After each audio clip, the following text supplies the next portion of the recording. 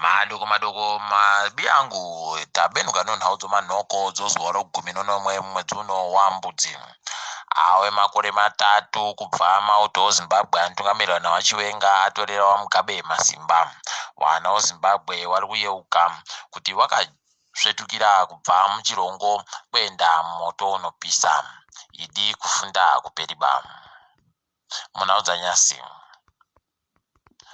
Mutongi Milton Serima wataka kunyepa ino zuro kuti ari kuita zvokwikwidza mubato reZANU-PF kureketa kuno nyasi waburitsa masoko kuti pai akasiya basa kuti aite zvokwikwidza mubato reZANU-PF izvi zviribe kuchokwadi chiripo nokuti kunyangwe dai akasiya basa kuti ukwikwidze kupinda mubato unotoda kuti unge uri munhu webato kwemakore akati wande. Izvi zvaburitsa pachena kuti akashora mutemo wenyika. Masvingo nozuro nanyasi yadokerera iri batai murefu batai mupfupi apo vanhu vanotakura vanhu vari pasi pozupuko vanga vari kuita zvokuratidzira vari kuti vari kupuwa pamari dzavari kufanira kupuwa saka vakuita zvokuratidzira heno kuti zvichasvikepi mabi angu.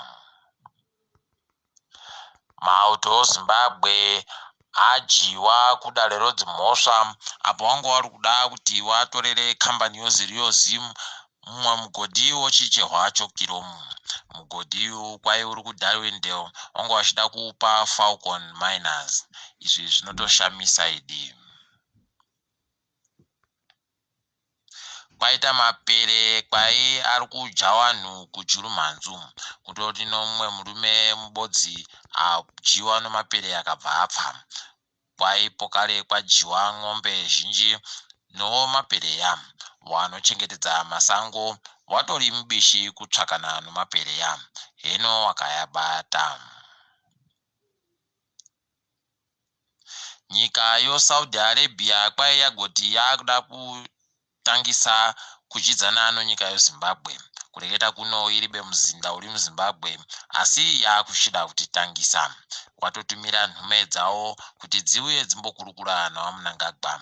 Kwai wakateya kuti wagopinza mari kune zvokurima pabodzipo nomigodhi. Heno tichazokunyepai zviri pamberi. Hopo ching'ono kureketa kuno achindori mujere nyasi mutongi anga arofana kugwanya yachembe kuti aburitsiwe kwai agoti achagoda kuitetekera mangwana idi vanhu waribekana nyadzi vanoramba vachindoita chinhu chibodzi cho. Nyasi musika wemari yonyika yokunze wanga uri kutengesiwa mari inosvika mamiliyoni 20 anopfumbamwe. Izvi zvinotori zvinofadza nokuti iwo makambani vari kuwanawo zviri nani. Mari yonyika kwai yange iri kutenga dhora ribodzi rokuAmerica kana yasvika madhora omunyika 70 ribodzi ano masendi 40 ribodzi. Tiringedzo pasi rese.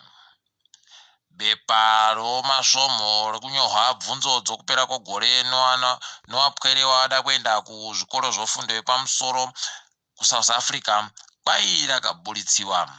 Kwai vanhu vakaita zvokuriba vakariburitsa rikatenderera kuvafundi vari kunyora bvunzo vakati wandei. Paribe kana mubodzi ati asungiwa asi kuvari kuferefeta vari kuenderera mberi.